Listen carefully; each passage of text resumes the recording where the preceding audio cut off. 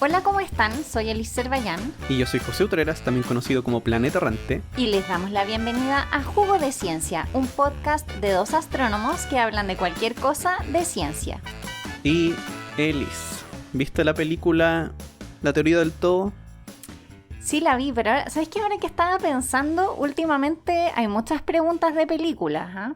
Voy a tener que empezar a ver más películas para poder seguir ¿Por contestándote qué? que sí. ¿Cuál otra pregunta de película hubo? No recuerdo. Sí, han habido varias. Ahí nos pueden dejar mensajitos de las películas que ya hemos mencionado al inicio de los podcasts. Pero sí la he visto, la teoría del todo. ¿Y qué te pareció la película? ¿Entretenida? ¿Entretenida? ¿Porque algo te frustró No, especialmente? no, nada me frustró. Es solo que el otro día estaba escuchando una entrevista ¿Ya? de una de las personas que apareció como personaje en la película. Bueno, no apareció actuando, Ujú, que se llama Roger Penrose. ujú. Y había una escena donde él sale dando una charla y está Stephen Hawking en el público, de quien se trata la película. Sí. Y muestran a Stephen Hawking que primero toma un tren para ir a ver a la charla. Y Roger Penrose decía, bueno, primero que todo, el actor no se parece en nada a mí. Y que la charla que le había dado, a esa charla no había ido Stephen Hawking, sino que había ido su profesor. El profesor de Stephen Hawking. Claro, y que cuando la vio, le pidió por favor si podía ir a la universidad a darla de nuevo. ¿Y fue? Y fue. ¿Y Y ahí ahí? lo conoció. Ya, ok. O sea, dio la charla 2 veces. Pero no era... Yo dije, ya, pero no es tanto tampoco. Son detalles. Son detalles nomás. Pero era eso. Y así con Penrose. Y así con Penrose. Pero todas estas personas están ligadas al mismo tema, que son los agujeros negros. Un tema pateado hasta el infinito. No sé por qué tan pateado. Aquí tenemos una persona que sabe harto de agujeros negros, que no soy yo. Se supone que sé. Que se supone que sé. No le hagan caso. Yo creo que nadie sabe mucho, en realidad. Sabes muchísimo más que la mayor parte de la población del planeta. ¿Pero es verdad? Bueno, sí. Sí, es verdad. Es cierto. Y bueno, y como siempre, vamos a partir con la historia, pero igual sería bueno decir un poquito de qué es un agujero negro. Como en principio, para la persona que nunca ha escuchado de un agujero negro. ¿O no? No, yo creo que podemos ir contándolo en el camino, igual que ellos lo descubrieron. Ah, ya. ¿O no? Ya, ok. Porque ellos lo van descubriendo. O sea, vamos a contar toda la historia de cómo llegaron a concluir que era un agujero negro, por qué los llamaron agujeros negros y todo. Así que igual vamos a ir explicándolo más en detalle. Ah, ya. Ok, vamos en orden entonces. Vamos en orden. Vamos a partir esta historia en el año 1783. ¿Tanto tiempo atrás? Sí, porque tú acaso creías que los agujeros negros eran del año pasado. Pero si ya tenemos hasta fotografías. Que solo me imaginaba a Einstein, en realidad. Que no es tan viejo. Ah, bueno, vamos a ir un poquito más atrás para hablar de John Michell. John Michell era un investigador que estaba interesado como en hartos temas. Le interesaba harto el magnetismo, por ejemplo, la sismología, distintos temas. Pero lo que lo convoca en este caso particular Ujú. es que en el año 1783 Michell le escribe a Cavendish una carta que después fue publicada en la revista de la Royal Society, diciendo que había encontrado un método bueno para determinar la masa de las estrellas. ¿Ya? Y él decía, bueno, si la luz está formada de partículas y las estrellas generan, o sea, tienen un campo gravitatorio, esa luz que es emitida por las estrellas, al alejarse de las estrellas, va a sentir, digamos, esta fuerza gravitacional y la luz se va a ir frenando. Ya. Entonces, ¿va a ir reduciendo su velocidad a medida que se va escapando de la estrella? Claro, eso es como lo que él pensaba, y pensaba que si esa luz la pasaba por un prisma, podría ver la diferencia. Y con eso podía definir la gravedad de distintas estrellas y con eso las masas. Sí, igual no me quedó claro lo del prisma. A mí tampoco, ¿para qué te voy a mentir? Tal vez está pensando en Porque el efecto Doppler.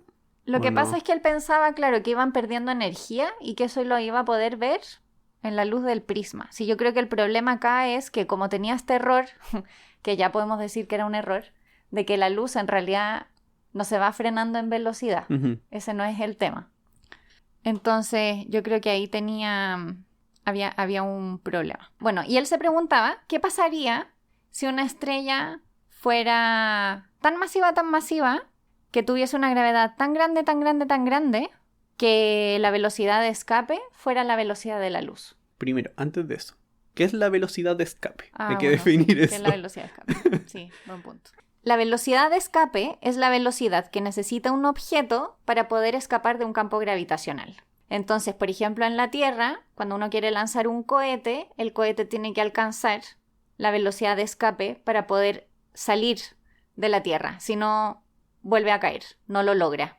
Entonces, lo que se imaginaba Mitchell es que esta estrella tan súper masiva iba a tener una gravedad tan fuerte que la luz iba a salir de la estrella, pero no iba a poder avanzar más, porque nunca iba a poder tener la velocidad suficiente como para escapar. Claro. Entonces se lo imaginaba como una pelota que uno tira hacia arriba y que vuelve a caer Claro, por la gravedad. justamente. Y lo que es interesante es que en realidad él ya empezaba con esta carta y estas explicaciones y estas preguntas. Empezaba a poner sobre la mesa como la naturaleza de un agujero negro de alguna manera. Pero desde el punto de vista súper abstracto. Él estaba como pensando meramente en estrellas, así como asumiendo ya, bueno, quizá una estrella puede ser muy, muy grande y esto podría suceder.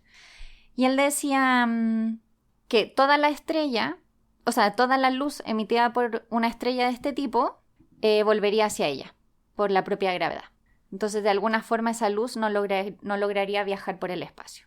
Y en realidad no podríamos verlos, pero podríamos detectarlos en forma indirecta, porque si hubiese otro objeto brillante alrededor, por ejemplo, orbitando, como la Tierra que orbita al Sol, podríamos saber que hay ahí un objeto, que es como Ya. el que permite esa órbita de ese segundo objeto. O sea, estaba en el fondo infiriendo que podríamos detectar este tipo de objetos supermasivos a través de los objetos que los orbitan. Ya, entonces es la estrella supermasiva y la luz vuelve a caer a la estrella. Así Ujú. que no se ve la estrella. Claro, Pero sí podríamos encontrar algo que le dé vueltas. claro. Ya. Y esto, sin tener idea que era un agujero negro, es como hablar de un agujero negro, en realidad. Tenía como algunos problemas como conceptuales, como por ejemplo el tema de la velocidad de la luz, Ujú. que llegó después, el tema como De saber que era de saber constante. que era constante. Entonces, claro, dentro del conocimiento que había en ese momento, era como la mejor explicación. Y en realidad, ¿qué es lo que pasa? Lo que sucede es que la velocidad de la luz es constante. Eso lo sabemos en 1905 aproximadamente. Y una vez que ya sabemos que la velocidad de la luz es constante, si nos imaginamos esta estrella, por ejemplo, de la que sale luz, esta luz necesita de alguna forma también escapar del campo gravitacional de la estrella, pero su velocidad no puede disminuir. Y sí pierde energía. ¿Y cómo pierde energía en el fondo? Ujú. Es a través del cambio de la frecuencia o de la longitud de onda de la luz. Entonces, según se va alejando la luz de esta estrella, se va volviendo cada vez más roja. Y a veces es muy poco el cambio, porque el efecto gravitacional es pequeño, pero si estamos hablando de una estrella supermasiva que genera un campo gravitatorio muy grande, el efecto sería muy notorio. Y ahí sí, uno pasa la luz por un prisma y uno puede ver de qué forma está compuesta esa luz, cuál es la frecuencia y puedes saber cuánta energía perdió en el fondo. Así que, así con Mitchell, ahí dando los primeros pasos. Sí. Lo que yo había escuchado de Mitchell, que encuentro muy curioso, es que cuando él hizo eso, calculó de qué tamaño tenía que ser la estrella para que eso pasara. Y ese tamaño es el mismo tamaño que ahora se le asocia a los agujeros negros. en la fórmula matemática. O sea que, a pesar de partir de una idea equivocada, llegó a la fórmula correcta. Es que a mí me parece que eran como afirmaciones súper inteligentes. De verdad como que me sorprendió. Yo no tenía idea de esta historia. Lo aprendí para este episodio y me encantó.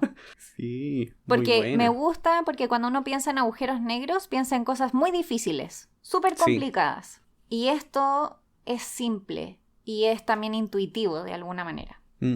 Sí. De todos modos, parte de esa idea igual muere, porque después de que se descubre que la luz es una onda, esta noción de, no sé, arrojar la luz y que vuelva a caer, pierde un poco de sentido, porque si es una onda, ¿qué estoy arrojando? Por ejemplo, en el mar, una onda... No se devuelve, claro, no sé, no... que choque con algo. Sí, pero la onda no está moviendo el agua, sino que No. solamente mueve la energía, pero el agua se queda ahí mismo. Sí. Entonces, ¿qué es lo que estoy moviendo? Estoy tirando una partícula. Al menos esa noción desapareció. Y con eso la idea de Mitchell se perdió por el tiempo. Es que esta cosa de que la luz sea una onda y una partícula es muy confuso. Sí, bastante complicado, bien confuso. Pero luego vuelve a aparecer con la persona que yo en un principio pensaba con la que partía la historia, no tan atrás, que es con Albert Einstein, donde Albert Einstein en 1915, después de unos cuantos años de tratar de crear una nueva teoría de gravedad, que explicara algunas cosas que aún eran inexplicables, cambia la forma en la que entendemos la gravedad. De forma resumida, habían algunos problemas, por ejemplo, con la órbita de Mercurio, que Mercurio está muy cerca del Sol. Y la gravedad que conocíamos antes, que era la de Newton, no funcionaba. Y además está lo que mencionaste, que era que la luz viaja a una velocidad constante, independiente de quién lo mida, si la persona se mueve o no. Y eso también tenía un problema con la gravedad, cómo se transmite la gravedad. Uh-huh. Y cómo combinamos estas dos cosas, que eso era una de las cosas que quería hacer Einstein también. Uh-huh. Cómo mezclamos la gravedad ahora con esta cosa de que la luz se mueve siempre a la misma velocidad, independiente de si uno se esté moviendo o no. Y al final tiene éxito y formula la teoría de relatividad general, que de lo que se trata es que en lugar de una fuerza, la masa y la energía deforma el espacio-tiempo, que al final uno se puede imaginar como una especie de malla que cubre todo, y las cosas se van moviendo por esa malla, como por esa tela que se curva. Uh-huh. Y van sintiendo cómo se curva y dejan de moverse en línea recta, que es como, no sé, si uno tira una bolita por algo que sea como, no sé, como una fuente esférica, si uno tira una bolita, la bolita comienza a dar vueltas, algo parecido. Uh-huh. Las cosas pueden comenzar a dar vueltas porque el espacio está curvado. Y una de las cosas que ve es justo lo que estaba mencionando, que el tiempo se deforma, en el sentido de que existe lo que uno llamaría como un cambio en cómo transcurre el tiempo para dos personas, dependiendo de cuánta gravedad exista. Aquí nos ponemos ya como en las películas de ciencia ficción. Sí, pero él notaba que para una persona que está en la superficie de la Tierra y para otra que pudiese estar en el espacio vacío, el tiempo transcurre levemente diferente. Ahora, ¿cuál es esa diferencia? La diferencia es la nada. Son como 7 partes en 10.000 millones. 7 partes en 10.000 millones. Como que me dices 10.000 millones. Sí. Ya a esta hora, este día de la semana, no soy ni capaz de dimensionar cuánto es eso. Pero hice una analogía, porque de verdad también no entendía qué significaba ese número. Pero imagina que hay una persona muy lejos de la Tierra, en el espacio exterior, pero muy lejos, y otra persona acá en la Tierra, y dejamos pasar un año. Para la persona que se quedó en la Tierra después de ese año, en realidad pasaron 22 milisegundos menos que para la persona que estaba en el espacio exterior. O sea, la nada misma en diferencia. Yo creo que el error de mi reloj de pulsera es mayor a 22 milisegundos. En un año. Así que no era algo como, no sé, para el caso de la Tierra como para llegar a pensarlo. Pero en otras cosas como el Sol, igual podría provocar un efecto para planetas como como Mercurio. Como Júpiter, como porque Mercurio está muy cerca. Que está muy cerca, claro. Entonces va a sentir que el tiempo pasa más lento que para el resto de los planetas. Pero poquito, muy poquito. Y justo el año después de que formula esto, un físico llamado Karl Schwarzschild, que mucha gente le pronuncia el apellido de forma diferente, porque además es tan difícil de escribir. Como Schwarzschild. Schwarzschild nomás. Schwarzschild. Sí. He escuchado a otras personas que dicen como Schwarzschild o cosas, no sé. No sé cómo se pronuncia. Para mí siempre ha sido Churchill. Sí, para mí también. Pero si veo todas esas consonantes que están juntas y seguidas, me entra la duda. Cierto. Es como unas partes donde hay 4 consonantes juntas. Y en 1916 le envió una carta a Einstein mostrando cálculos que había hecho con esta nueva teoría relativa general, donde calculaba como de una manera precisa, de una forma unificada, cómo debería curvarse el espacio y el tiempo alrededor de estrellas esféricas. Uh-huh. Y Einstein lo encuentra muy genial esto y lo presenta. Presenta los resultados en la Academia Prusiana. Lamentablemente, a los pocos meses fallece Karl Schwarzschild por una enfermedad que contrajo durante la guerra. Él estaba en el frente ruso durante la Primera Guerra Mundial. Así que mientras estaba ahí, hizo esos cálculos. Wow. Ahora, aquí es cuando comienza el problema. Porque en esta fórmula de Schwarzschild había un punto en el cual todo se rompía. Que era justo cuando la estrella, teniendo cierta masa, adquiría el tamaño que había calculado Mitchell. Ese es el tamaño difícil, donde algo difícil, sucedía. Donde algo sucedía, claro. En ese caso era que la luz volvía a caer sobre la estrella. En este caso, sabemos que eso no pasa. Uh-huh. Lo que sí pasaba era que parecía que el tiempo se detenía en la superficie de la estrella. Y si era más pequeña que eso, o sea, como adentro de ese tamaño crítico, uh-huh, se desconectaba del resto del universo. Eso parecía que pasaba. Se desconectaba. No quiero ni pensar qué significaba para ellos que se desconectaba del resto del universo. Claro, no sabían exactamente qué era lo que pasaba dentro de ese tamaño de estrella. ¿Qué pasaba si la estrella era más pequeña que eso? Aparecían detrás de un librero. Claro. Bueno, a este tipo de cosas se les suele llamar una singularidad. Uh-huh. Porque pareciera que si uno comprimía mucho una estrella, el espacio se desconectaba de alguna manera y dejaba de ser algo continuo. Algo que uno pudiese pasar de un lado para otro de manera fácil. Pareciera que algo pasaba en ese lugar. Como en ese tamaño crítico para una estrella. Y Einstein, en principio, se rehusaba a creer que eso era real. Pensaba que era simplemente un artefacto. O algo que no había que preocuparse. O tal vez había un problema ahí. Uh-huh. Pero no era algo real en la mente de Einstein. Esta cosa matemática que estaba ahí. Así que murió por un tiempo. Quedó ahí. Pero esto es en realidad como la primera formulación de lo que es un agujero negro, porque lo que estaba describiendo eso era lo que uno llama el horizonte. Claro, el momento donde las cosas empiezan a cambiar. O sea, el momento no, el lugar. Claro, el lugar del cual, si uno está dentro de eso, dentro de esa región, uno no puede salir. En cierto sentido, uno está desconectado de lo que está afuera. Claro, tomando las proporciones de que igual uno no puede estar ni dentro ni fuera del horizonte de eventos estando como una persona completa. ¿Cómo? Porque, ¿cómo vas a lograr llegar al horizonte de eventos intacto? No, pero se puede. ¿Se puede? Se puede. Se puede. Se puede. Lo podemos dejar para el final, sí, si quieres. Yo creo que José nos tiene que contar esto. Hay un cuento, creo que se atribuye a Stephen Hawking.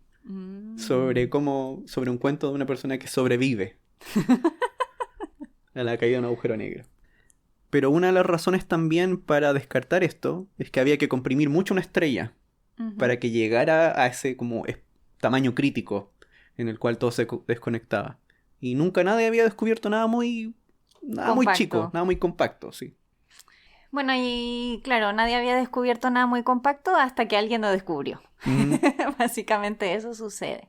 En el año 1910, Henry Russell, Edward Pickering y Wilhelmina Fleming descubren por primera vez una enana blanca. Acá yo leí un poco como una historia de Russell contando cómo recordaba esa noche. Y resulta que habían estado observando espectros de distintas estrellas. ¿Espectros? Sí. Y hemos hablado de espectros en otros episodios, pero un espectro es la luz pasada por un prisma que se descompone en todas sus tipos de luz, por decirlo así, como el arco iris de esa luz. Y eso es un espectro. Y con eso se estudian estrellas y se clasifican. Entonces, en este caso es la luz proveniente de una estrella, se pasa por un prisma y se descompone. Habían estado observando, había sido como una noche de observación súper buena. Y entonces parece que Russell le pregunta a Pickering sobre otras estrellas que fueran débiles. Y entonces ahí se le ocurre que podrían observar 40 Eridani B. ¿Por qué? Porque, no sé, le tinco. A veces pasan estas cosas. Es como, oh, sí, probemos con esta, a ver qué pasa. Y Pickering mandó a observar esa estrella y después de no mucho rato, y dice que cree que fue Wilhelmina Fleming la que mandó, digamos, la respuesta de vuelta, les dicen que el espectro era de una estrella tipo A. Las estrellas se clasifican en orden de temperatura. Orden, ¿no? Claro, de temperatura. Y las estrellas más calientes son las O, y de ahí van pasando por B, por A, F, G, K, M. Estoy como recordando la regla memotécnica. O sea, sí, como tenemos como una frase para acordarnos de eso. Ya. Cuando Russell se entera de que es una estrella con espectro de estrella tipo A, le parece que tiene que haber una inconsistencia. Y al tiro él dijo, no tiene sentido el brillo superficial de la estrella con su densidad. O sea, básicamente estaban dos clasificaciones como que eran incongruentes, de alguna manera. Yeah. Y entonces... tenía que ser más grande. Claro, tendría que haber sido más grande. Finalmente Pickering como que sonrió y dijo como, bueno, son las cosas como no esperadas las que hacen avanzar el conocimiento. Y básicamente es que habían encontrado una enana blanca. Habían encontrado una estrella que era más densa de lo que debería haber sido. O sea, su tamaño era más chico. En aquel entonces yo creo que no tenían tanta noción exactamente de los tamaños, pero sí de las densidades. Claro. Sí, y aquí hay algunas cosas raras que ahora estaba pensando, esta típica cosa que a veces uno se olvida, o que uno no dice en realidad. Por ejemplo, el Sol en densidad es menos denso que el planeta Tierra, pero estas cosas son mucho, mucho más densas que una roca. Sí. Bueno, y aquí vamos a aprovechar de mandarle un saludo a Wilhelmina Fleming, que obviamente en esta historia contada por Russell, Wilhelmina Fleming más o menos es una mensajera. Pero nosotros sabemos que Wilhelmina Fleming... Sí, también había leído que él decía que... claro, que la primera persona que había visto la enana blanca era ella. Al menos en otra parte lo menciona. Pero sí, creo que por la mayoría del tiempo a él se le acreditaba todo. Sí. A Russell. Ya, entonces tenemos estas estrellas súper densas. Y en ese tiempo no se entendía bien de dónde venían estas cosas. O sea, cómo se formaban estas estrellas súper densas. Y en 1926, bueno, esto es un libro que publica Arthur Eddington, que venía trabajando por cierto tiempo, y publicó en 1926, que se llamaba La Constitución Interna de las Estrellas, donde habla de varias cosas. Entre ellas dice que las enanas blancas son como algo absurdo, porque ¿cómo algo puede ser tan compacto? Pero también comienza a hablar un poco sobre esta idea de que ninguna estrella puede ser más compacta que este tamaño límite del cual había hablado Churchill. En realidad no había hablado, pero estaba ahí, estaba en las ecuaciones. Sí.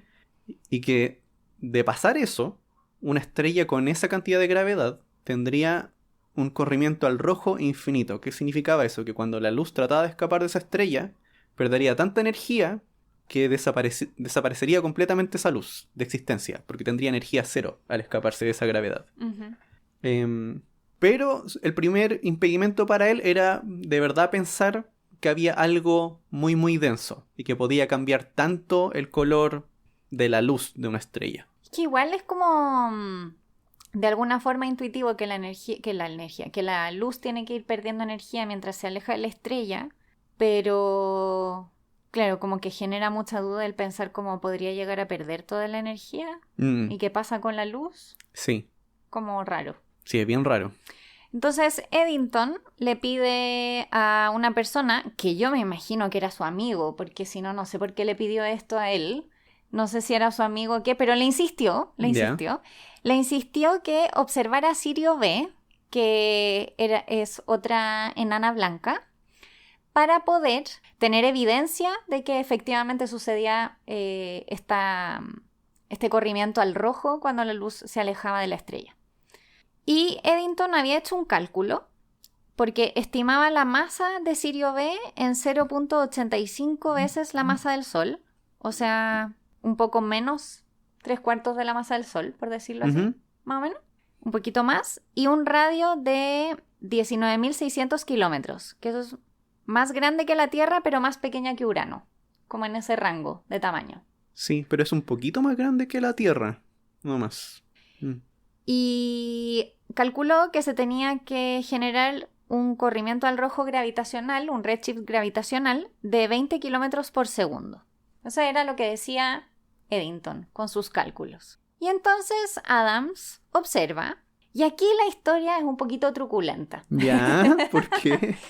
Yo leí esta historia en varias partes y aparentemente hubieron varias acusaciones de que los cálculos de Adams estaban raros. Raros. Hay que pensar que lo que hizo fue tomar como espectros en distintas partes alrededor de la estrella y ver los espectros y con eso saber cuál era el corrimiento al rojo de la luz en ese punto. Y aparentemente después de hacer varias cosas numéricas con los números que le daban, llegó a un corrimiento al rojo de 19 kilómetros por segundo, que es sospechosamente cercano al número que había... Y justo a la primera. Claro, justo a la primera. Después, Joseph Moore realiza observaciones independientes y sorprendentemente llega al mismo promedio. Ahora bien, cuando yo vi cuáles eran los números que le dio, también encontré que era un poco sospechoso. Yo no tengo idea de cómo se hacen estas cosas en la vida actual ni cuáles son los rangos, pero los números iban como de entre 2 kilómetros por segundo y 24 kilómetros por segundo, más o menos lo que tú quisieras había ahí, y el promedio da 19. Pero el error de ese promedio yo no estoy tan segura. Sí. No sé cuánto habrá sido. Y después aparece una persona que se llama Greensteins, diciendo que creía que el problema con todo este tipo de observaciones es que habían contaminaciones en el espectro. O sea, básicamente les dijo que estaban midiendo espectros que no provenían realmente solo de Sirio B, sino que tenían contaminación de luz de otras partes y que eso hacía que obtuviesen ese tipo de números. Bueno, sea como sea, esto fue utilizado como un cálculo exitoso. Ya, entonces un cálculo truculento que dio lo que tenía que dar para decir que sí pueden existir cosas muy densas, con una gravedad muy intensa. Que 2 personas hicieron en forma independiente. Ya, pero igual sí, suena raro. Claro, tal vez para usted no le suene tan raro, pero cuando a uno le toca calcular estas cosas, nunca sale a la primera, entonces... Sí, es como sospechoso que justo la primera persona que lo hace le resulte y que la segunda persona que lo hace le dé exactamente el mismo número. A menos que sea muy fácil hacerlo, o sea, una gran fuente de luz, no sé. Pero sí suena extraño. Bueno, yo les cuento lo que leía. A lo mejor hay gente que está escuchando esto y piensa, ¿pero por qué? ¿Por qué dicen esas cosas? Si ellos como que hicieron un buen trabajo. No lo sé. Sí. Arthur Eddington, también en el libro que le mencioné antes, que es La Constitución Interna de las Estrellas, trata de explicar... La Constitución. La Constitución Interna de las Estrellas. Trata de explicar cómo se podrían formar también estas enanas blancas. Pero para eso parte explicando cómo se mantiene una estrella. Sabemos que las estrellas se mantienen por un equilibrio constante entre la gravedad, que trata de atraerlas sobre sí mismas, que es a lo que uno lo atrae, por ejemplo, al centro de la Tierra, pero el suelo evita que sigamos cayendo. En el caso de las estrellas tratan de caer sobre sí mismas, hacia su centro, pero desde el interior se crea energía, que las empuja hacia afuera. Y esa batalla entre esas dos cosas, esa energía, esa presión y la gravedad, mantiene a la estrella con un tamaño. Uh-huh. Entonces lo que se imaginaba es que la estrella iba perdiendo energía, la gravedad iba ganando de a poquito, y la estrella se iba achicando, poco a poco. Y que así se formaban las enanas blancas. Cosa que no es así. No es así como se forman. No es que se vayan achicando constantemente. No. Y aquí una persona que entra en la historia era un joven de 19 años que se llama Subramanian Chandrasekhar, que llega a Inglaterra a estudiar un doctorado. Y dentro de las cosas que hizo durante el viaje a Inglaterra, en el barco, fue tratar de mezclar dos cosas. Esta gran densidad, porque estamos hablando de una gran densidad, donde debería ser relevante la relatividad general de Einstein, y algo nuevo, que era la mecánica cuántica. Que, según la mecánica cuántica, cuando uno comprime mucho algo, los electrones sienten cierta claustrofobia y generan una presión, como un soporte extra, que impide que uno siga aplastando la masa, que se llama presión degenerada. Una palabra que me costó darle otro significado que no fuera el otro degenerado, debo decirlo. Pero se llama presión degenerada. Y una cosa que notó era que si uno presiona mucho una estrella, si uno la achica mucho, los electrones pueden sostenerla con esa presión degenerada. Y tendrían la misma densidad que una enana blanca. Así que ahí le daba el cálculo. Pero también se dio cuenta que si uno presiona mucho, los electrones en este movimiento como claustrofóbico deberían en algún momento acercarse a la velocidad de la luz, que es una velocidad límite. No se pueden mover más rápido que eso. Y eso pone como límite a la resistencia que puede ofrecer la estrella a la gravedad. Y después de cierto punto, que es si es que una enana blanca tiene una masa de como 1,5 veces la masa del Sol, un poquito menos que eso, lo que encontraba era que esa estrella no se podía sostener y que tendría que colapsar de forma indefinida. Entonces había una masa máxima que se podía soportar para una enana blanca. Y lo otro era implosionar. Y él comenta estas cosas, pero no le creen mucho. Su profesor de tesis fue como, en realidad el cálculo no está muy bien hecho, necesitamos que, no sé, que haga algo un poquito más, ¿cómo se dice?, riguroso. Y usa una computadora de ese tiempo, que es con estos agujeros. Con las tarjetas. Con las tarjetas. Perforadas. Claro. Sí. Y Eddington estaba en ese lugar, tenía una de esas computadoras y se la presta a este estudiante, a Chandrasekhar. Y obtiene el resultado que le estaba esperando, que hay una masa máxima que se puede soportar. Si no, la enana blanca implosiona de forma indefinida. Y va a presentar estos resultados a una reunión de la Academia Real de Ciencias. Pero se entera que justo después de su charla viene Eddington. Y apenas Chandrasekhar les menciona todo esto de la masa máxima, luego Eddington dice que es muy interesante esto de las enanas blancas, pero que esta parte de la implosión no tenía sentido. Porque, ¿por qué no? Porque iba a implosionar algo que iba a ser infinito. Y de nuevo estas mismas cosas que él decía antes. Que no podía existir este corrimiento al rojo infinito, que esta cosa se iba a desconectar del espacio, que no podía ser, porque no era realista, y que debía haber algo en la naturaleza que previniera que tal cosa pasara. Y eso fue un golpe bien fuerte para Chandrasekhar. Era como, aquí presento lo que hice, que estaba bien, y aquí la eminencia de astronomía, porque en ese tiempo Eddington era la eminencia en astronomía, le dice a todo el mundo que claramente hay algo malo, o sea, que tiene que estar malo, porque eso no puede pasar. Y ahí hubo una división en sí, porque todos los astrónomos le creían a Eddington, y Chandrasekhar como trató de buscar apoyo en gente en física. Sí, eso te iba a decir, los físicos deben haberle creído. Y claro, le decían, o sea, como que él buscaba una manera de poder como refutar este ataque, y lo que le decían era que era mejor que no lo hiciera, porque de todas maneras los físicos no le creían a Eddington. Entonces, no te metas en problemas. Fue como un consejo. Pero de todas maneras eso hizo que él abandonara esa área de investigación. Pucha. Que igual es triste. Sí, súper triste. Cuando partiste contando la historia estaba pensando que me voy a empezar a sentir mal cuando voy viajando y no hago nada. Claro, en el viaje en barco calculó que las enanas blancas tienen una masa máxima. Espero que ya estés pensando qué vas a calcular en tu próximo viaje. Sí, cuando me vaya a la casa voy a comenzar a calcular cuando vaya en metro. Pero bueno, por mientras yo creo que nos podemos ir a una pausa. Ya, vamos a la pausa.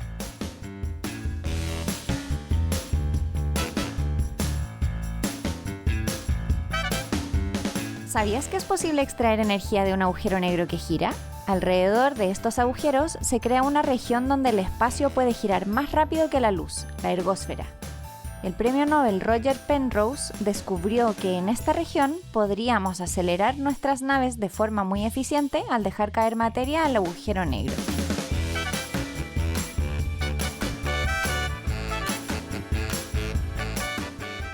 Y volvemos a la segunda parte. Habíamos quedado con que las enanas blancas tienen una masa máxima y que son súper densas, pero en realidad no son lo más denso que existe que no sea un agujero negro. En realidad yo me quedé en que le chafaron la vida a Chandrasekhar. Sí, en realidad. Ciertamente. Pero sí, enanas blancas. ¿Y qué pasa? ¿Qué pasa cuando son más densas que las enanas blancas? Claro, ahí depende del camino, pero hay otras cosas que pueden ser más densas, que son las estrellas de neutrones, de las cuales habíamos hablado en pulsares. En los pulsares, ¿verdad? Tuvimos un episodio de estrellas de neutrones. Sí. Y también tuvimos un episodio de supernovas. También. Y en ambos hablamos de ellas. Uh-huh. Sí. Y también de la presión degenerada. La presión degenerada. De la presión degenerada, también hablamos de eso. Claro, que también es como este movimiento claustrofóbico cuando las cosas están muy cerca, pero de los neutrones. Claro, justamente. Pero es más o menos lo mismo. Aprietas y aprietas las cosas y llega un momento que si sigues apretando sucede algo. Sí. Y ahora la pregunta es, ¿y ese algo qué es? ¿Qué es? Sí. Porque en el caso de las estrellas de neutrones es como ocupar todo el espacio vacío posible cuando uno comprime algo. Uh-huh. Pero entonces uno puede comprimir una estrella de neutrones que es súper, súper, súper densa. Se desconecta del resto del universo después de que comprime. No, po. No se puede. No. Llega un momento que algo sucede. Al final no puedes apretar los neutrones más. No queda... Ya no tienes más espacio donde puedan seguir subsistiendo. En 1939 estaban trabajando por un lado Oppenheimer y Volkov y por otro lado Tolman en poder definir cuál era el límite de masas para las estrellas de neutrones. Y esto vendría a ser como lo mismo que el límite de Chandrasekhar para las enanas blancas, pero la versión de estrellas de neutrones. Oppenheimer y Volkov calculan un límite numérico de 0.7 veces la masa del Sol. Y la verdad es que no estaban tan lejos de... Igual sí estaban un poco lejos. No, pero para la época, para ser 1939, encuentro que no está tan mal. No. Como 70% de la masa del Sol. Y por otro lado, Tolman estaba como desarrollando todas las ecuaciones que tenían que ver con este tipo de procesos. Así que de ahí nace lo que conocemos como el límite Tolman-Oppenheimer-Volkov. Y tenemos que también mencionar aquí que cuando uno lee sobre todas estas historias, un nombre que aparece siempre mencionando, se utilizó el trabajo para avanzar en esto, era el nombre de Landau, que también estaba haciendo trabajos de neutrones, así que ese trabajo era clave para poder calcular esta masa. Así que, ¿qué tan lejos está de la realidad? Bueno, cálculos posteriores decían que es más o menos entre 1.5 y 3 veces la masa del Sol, pero estudios como más recientes es como 2 veces la masa del Sol. Sí, como 2 veces y media, por ahí. Así que ya sabemos cuál es el límite para una estrella de neutrones. Más o menos, claro, más o menos, por ahí, sí.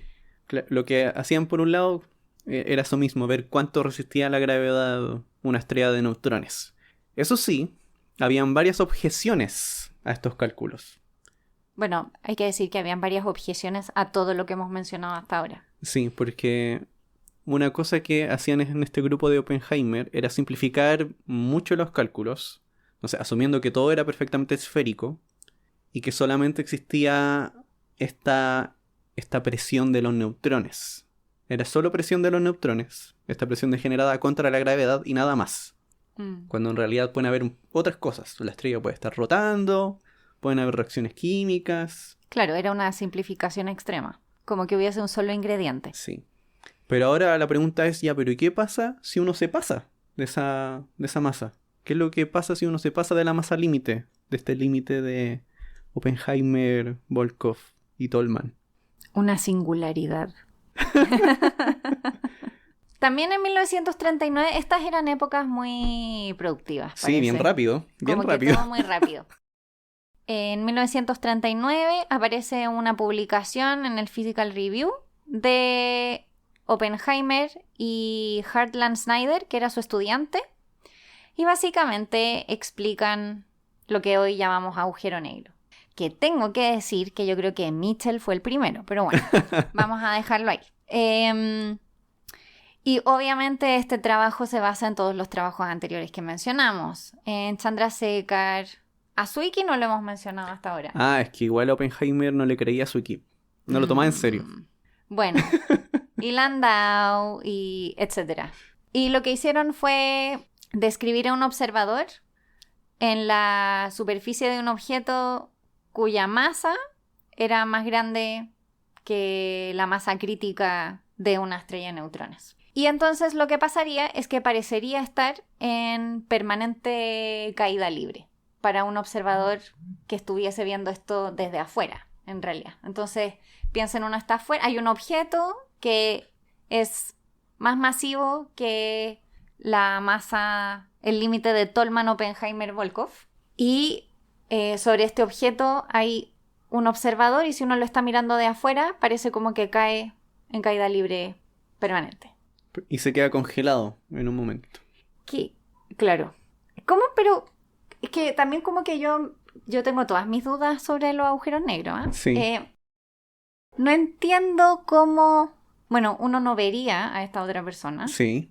Y entonces, ¿cómo puedes saber que está en caída libre? No puedes saberlo. Ah, ya, claro. Es que ahí estaba la cosa rara que tenía eso, porque si una persona veía algo que estaba en la superficie, veía que caía, pero en cierto momento se congelaba, que era cuando tenía este tamaño crítico que habían descrito antes Churchill, donde se desconectaba del universo y el tiempo se detenía. Sí.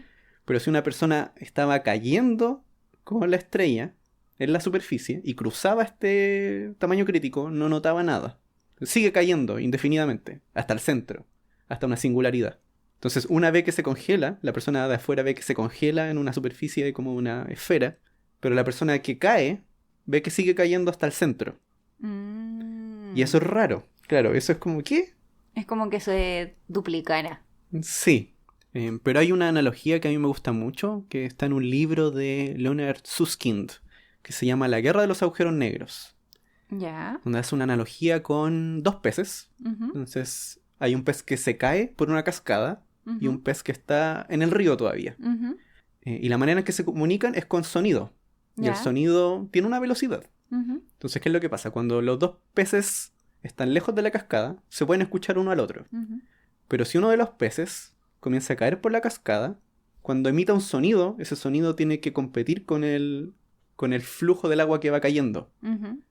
El agua cae y el sonido avanza, pero tiene que competir. Entonces, mientras va cayendo, el sonido del pez que cae le llega cada vez más tarde, porque se va retrasando por el flujo del agua.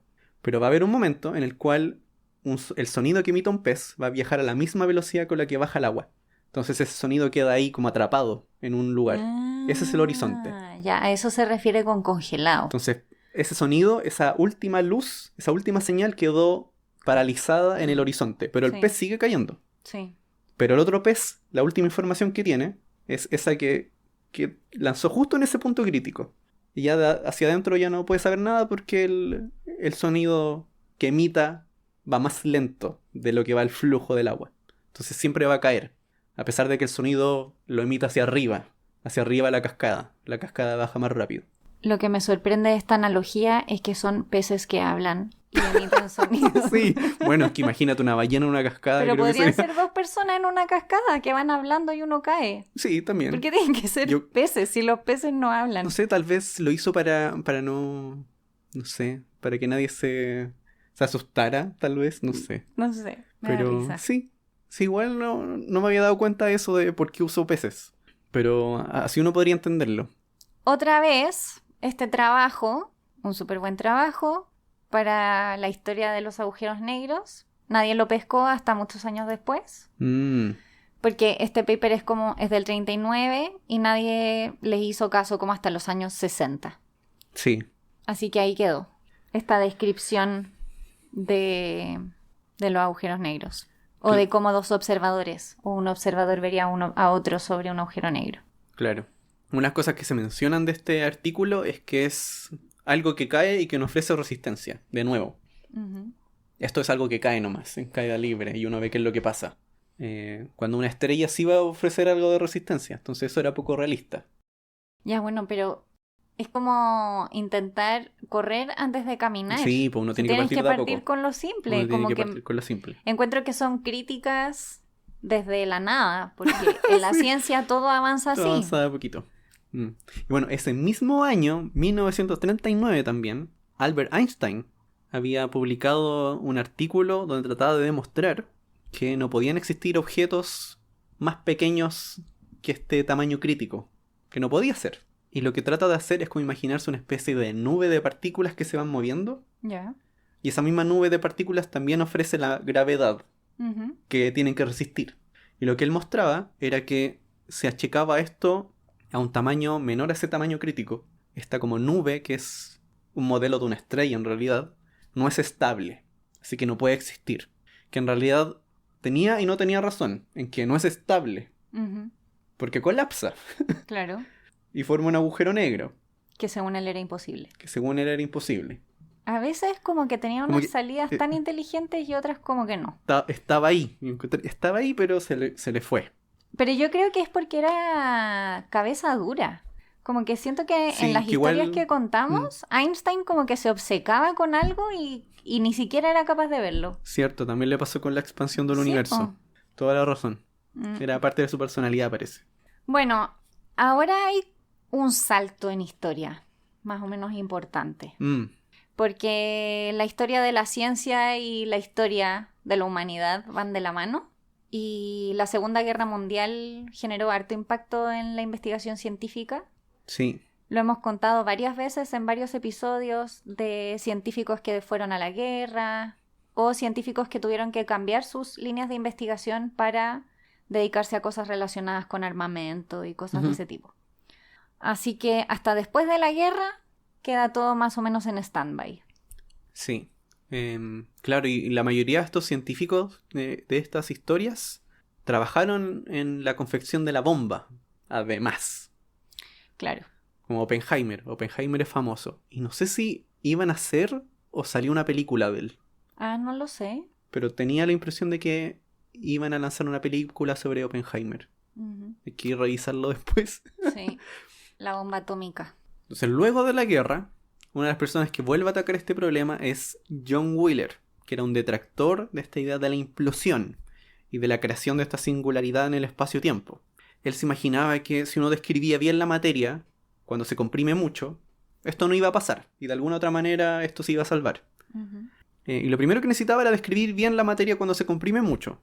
Y eso lo hace junto a Kent Harrison. Entonces crean algo que se llamaba la curva de Wheeler-Harrison, o Harrison-Wheeler, que describe cómo se comporta la materia cada vez que se va comprimiendo más y más, capturando desde una enana blanca hasta una estrella de neutrones. Y luego, cuando tienen esto más o menos listo, le pide a un postdoc, Masami Wakano, que haga lo mismo que Chandrasekhar, que es meter todo esto, más la relatividad general de Einstein, en un cálculo de un computador, para ver qué es lo que pasa, cuáles son las masas que pueden tener los objetos más densos. Y encuentra que las estrellas de neutrones existen en un rango entre 0,1 y 2 veces la masa del Sol. Pero no hay otra cosa más allá de esa masa. O sea, tenemos enanas blancas muy densas, estrellas de neutrones, hasta 2 masas solares, y después no hay nada más. Entonces estaban ahí, de nuevo. A lo que John Wheeler, como muy Eddington, pensó que tenía que haber algo en la naturaleza que evitara que se formaran las singularidades, otra vez. Aunque en este caso él lo estaba pensando de otra manera, porque algunas cosas que sabemos es que las estrellas pierden harta masa, las estrellas grandes, entonces podrían perder suficiente masa para no pasar por este escenario, como perder peso antes de de hacer la implosión. Y también lo otro que se imaginaba era que tal vez, cuando las estrellas se iban achicando, toda esta energía o esta curvatura en el espacio-tiempo que iban generando se podía perder como ondas gravitacionales, que hablamos en un episodio de eso. Sí. Entonces también se imaginaba que de alguna manera, físicamente posible, o sea, no era simplemente que no me gusta, podía salvarse el universo de formar algo así, de tener una singularidad. Ya. Entonces, por lo menos había algo que podía pasar, Claro. que era real. Pero sigue con esa idea de que no existen. Hasta que llegan las simulaciones de 3 personas. Mencionamos a 2 de ellas, Colgate y White, cuando hablamos de las supernovas. Colgate y White. De la pasta Ojo de ahí dientes, la... ¿no? Sí. White Max... ¿Cómo? No sé. Pero hay algo con White, ¿no? Colgate White. Capaz que hay una pasta de dientes que se Sí, llama hay una Colgate que se White. llama Colgate White. Bueno, esas 2 personas que habían hecho simulaciones sobre el colapso de estrellas y la explosión de una supernova, donde se forma la estrella de neutrones. Pero también está aquí Michael May, que también trabaja con Richard White, haciendo otras simulaciones. Y una cosa que aquí une la historia es que Wheeler los iba a visitar regularmente. Y los resultados que ellos tenían después se los mostraba a sus estudiantes de vuelta a la universidad. Y lo que le interesaba de estas simulaciones era que estas personas, cuando hacían esta representación del colapso de una estrella, incluían todo. Entonces teníamos, no sé, la resistencia que ofrece la estrella, la propagación de la energía, ondas de choque, reacciones químicas, tenía todo. Uh-huh.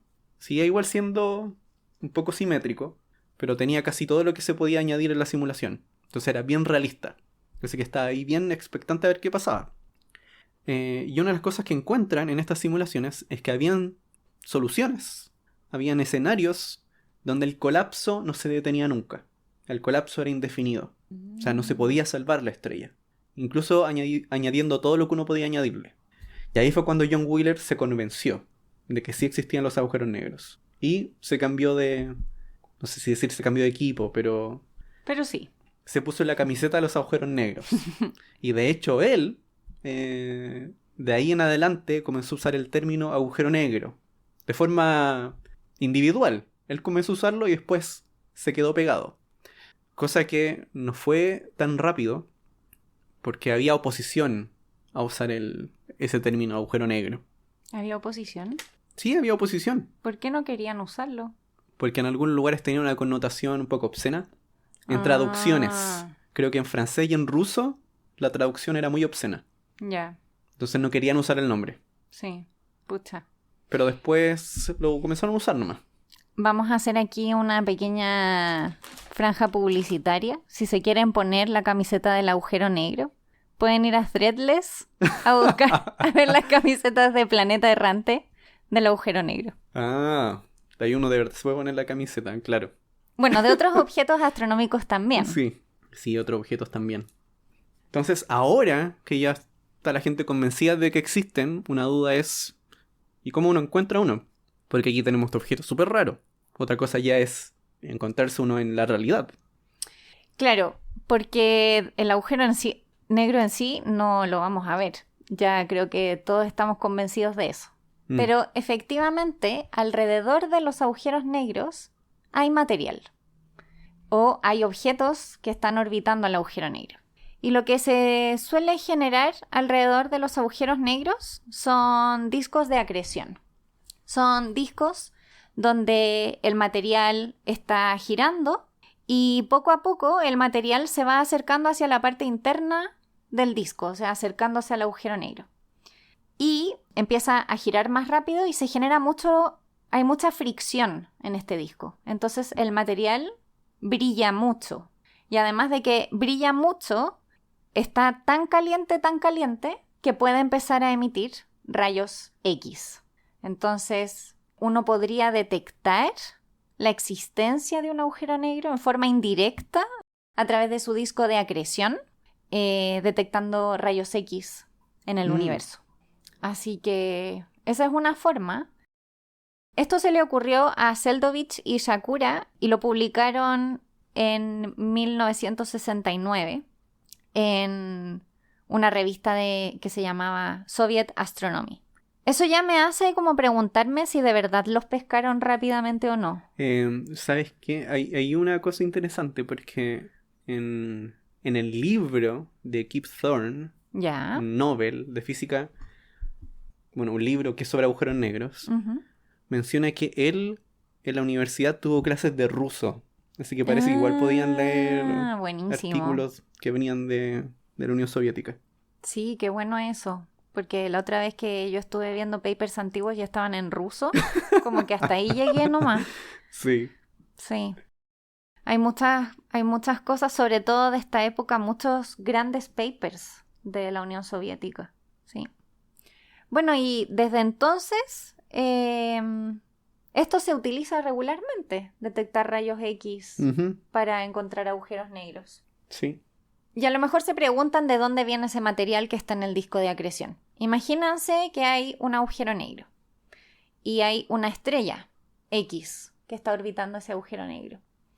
Esa estrella siente la gravedad del agujero negro y puede, dependiendo de a qué distancia esté y cuál sea la gravedad de ese agujero negro, la masa del agujero negro, va a poder empezar a traspasarle material a este agujero negro.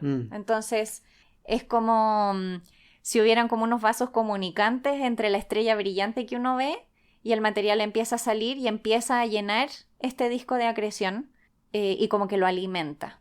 Y esto sucede mucho, ¿o no? Como que no tengo como claridad qué tan común es que suceda esto. En el centro de la Vía Láctea, por lo menos, hay varias binarias, porque así son estrellas, o sea, son objetos binarios, sistemas binarios, donde hay o un agujero negro o una estrella de neutrones acompañado de otra estrella que le va pasando masa. Y se han descubierto varios sistemas como esos. Pero hay uno muy famoso, que es... ¿Cygnus X? Primero. Cygnus X es el primero, ¿no? Sí, Cygnus X1. Un investigador llamado Paul Murdin decidió que quería hacer aportes a la astronomía de los rayos X. Ese era como su tema.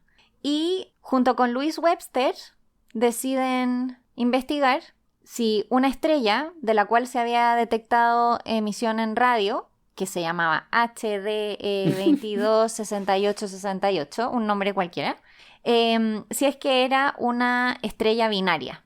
Eso querían saber. Y midieron el efecto Doppler para saber si lo era. Básicamente lo que estaban viendo era si la estrella se acercaba y se alejaba de nosotros, porque eso podía ser una señal de que tenía una compañera invisible y estaba girando. Y que estaba girando alrededor o junto con esta estrella invisible. ¿Por qué pensaban esto? Bueno, porque era raro que se detectaran rayos X desde esta estrella HDE. Entonces, esos rayos X, lo que pensaba Webster, o sea, lo que pensaba Murdin, es que tenían que provenir de otra parte. Y esa otra parte podía ser esta estrella invisible. Y calcularon que efectivamente había una compañera, que esa compañera tenía probablemente más de 6 veces la masa del Sol. O sea, era una tremenda compañera invisible. Y lo que ellos decían es, bueno, esta estrella invisible no puede ser ni una enana blanca ni una estrella de neutrones. Así que tiene que ser un agujero negro.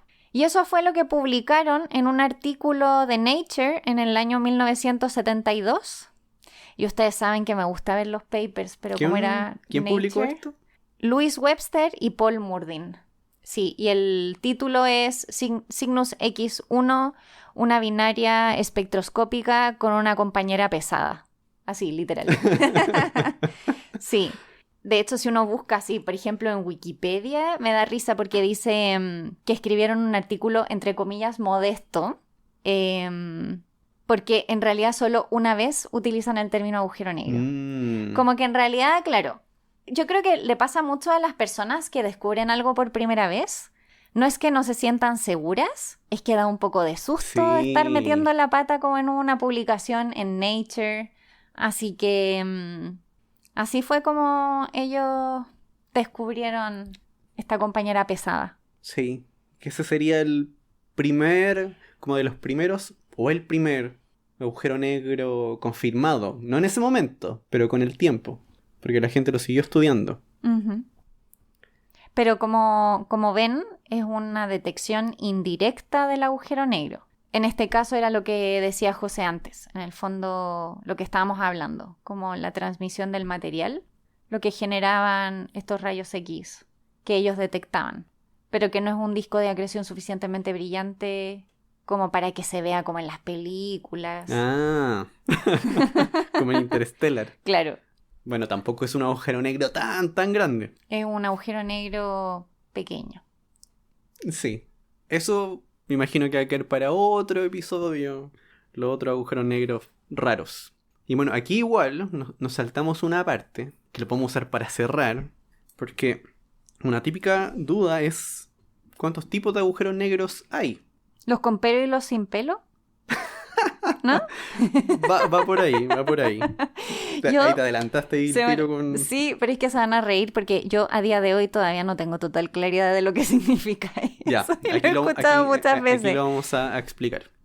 Entonces, esto se remonta un tiempo un poquito atrás, que esto igual se demora un poco en digerirse. Ujú, Entonces, en 1964, aquí las personas estaban preguntando, por ejemplo, si algunos sistemas como este o como otros diferentes que podemos hablar en el futuro, ujú, que tenían unos grandes campos magnéticos, podían ser alimentados por un agujero negro. O sea, se preguntaban, ¿puede tener un agujero negro, un campo magnético saliendo del agujero negro? ujú. Y eso se lo preguntó alguien llamado Vitaly Ginzburg en el 64.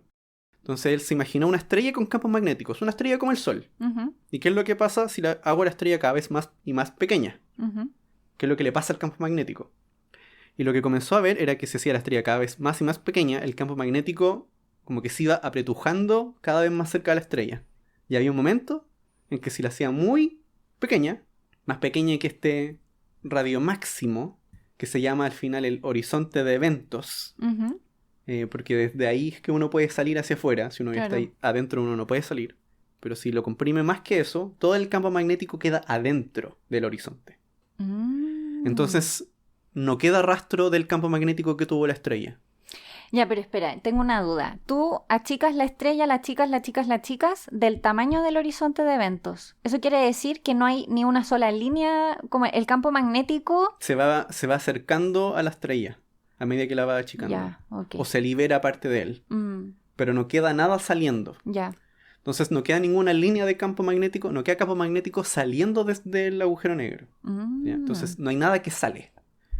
No hay ninguna línea que sale. Y ahí yo me imagino que se parece un poco como a los pelos. No sé. Porque uno dibujaría un círculo con unas líneas hacia afuera. Claro, Que salen del agujero negro. sí. Pero no salen. Esa información se perdió. Es como si estuviesen rapados al cero. Claro. Claro, no se puede imaginar eso. Y ese fue el primer paso. Después, unos años después, Igor Novikov, que trabajaba con Seldovich, y Andrei Doroshkevich se preguntaron, ya, pero toda la gente que veía el colapso de una estrella se lo imaginaban esférico. ¿Qué pasa si no es esférico? Ujú. ¿Qué pasa si le añadimos una montañita a la estrella y la hacemos colapsar? Lo que se dieron cuenta era que cuando colapsa, esa montañita desaparece y el agujero negro final es esférico. Ujú. Entonces se les viene a la mente que tal vez si incluso no tuviese una estrella cuadrada muy densa, el agujero negro sería una esfera igual. Ujú. También se pierde esa información. Es como Ya. solamente hay cosas redondas. Ya.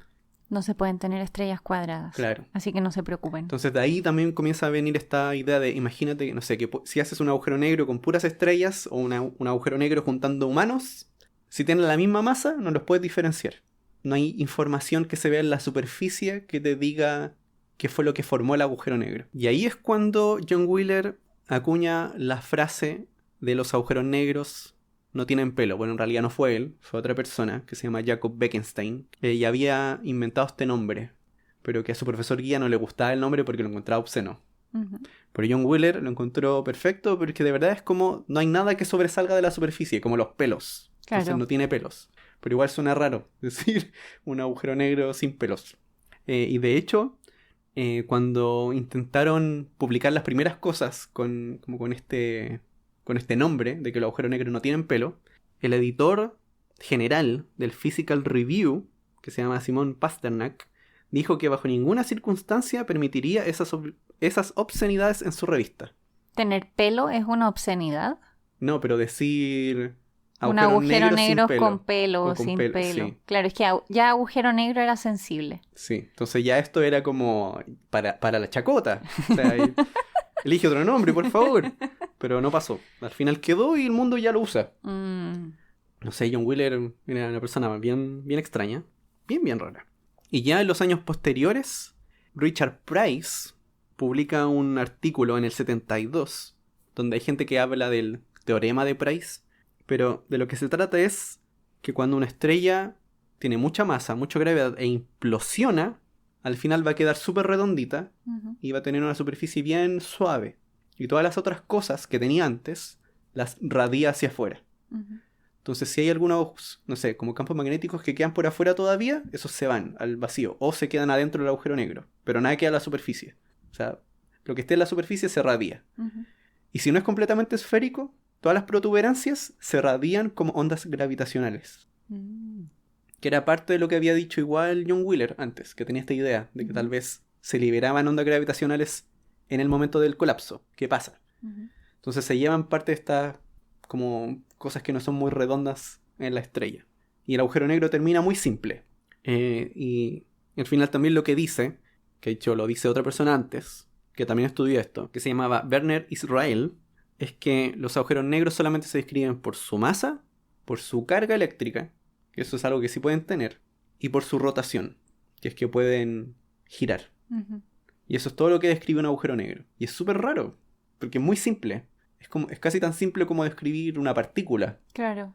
Como decir un electrón, que tiene masa, tiene carga y tiene spin, que no es rotación, pero a veces uno hace una analogía con eso. Y así con el pelo. Sí, aunque ha ido cambiando esa idea. Hay gente que cree que puede tener pelo. Ya.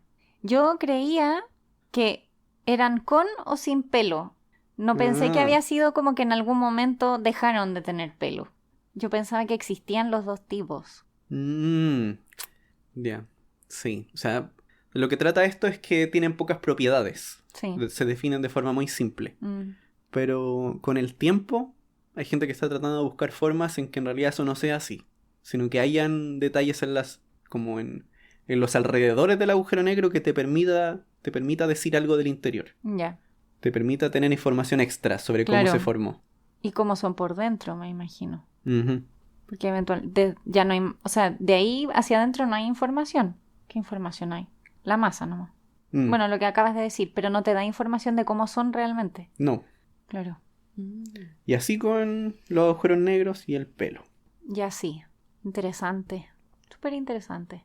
Aprendí un montón. Muy bien, excelente. Excelente. No, en serio. Es que más encima, ustedes no lo saben, pero hace poco salí en la tele hablando y tenía que hablar de agujeros negros y me estresé muchísimo. Porque la verdad es que es un tema que nunca ha sido mi tema. Siento que tengo infinitas preguntas y muy poco conocimiento. Así que gracias, José. Y después de todo esto que hemos hablado de agujeros negros y todo lo que hemos aprendido, les recordamos que ahora nos pueden ayudar en Patreon. Así nos apoyan directamente y hacen que nuestro podcast siga y sea cada vez mejor. Para eso pueden ir a patreon.com/jugo de ciencia. Y recuerden que si quieren ponerse en contacto con nosotros, pueden seguirnos en redes sociales. Somos Jugo de Ciencia en Twitter, Instagram y Facebook, o pueden escribirnos a jugodeciencia@gmail.com. El otro día nos escribió Marcia Alfaro sugiriendo un tema de la gravedad. Y lo tenemos ahí ya anotado en la lista de temas de los que podríamos hablar en el futuro. ¿Así? Sí. Y bueno, esperamos que este episodio les haya gustado mucho y nos vemos en el próximo. Chao, chao. ¡Chao!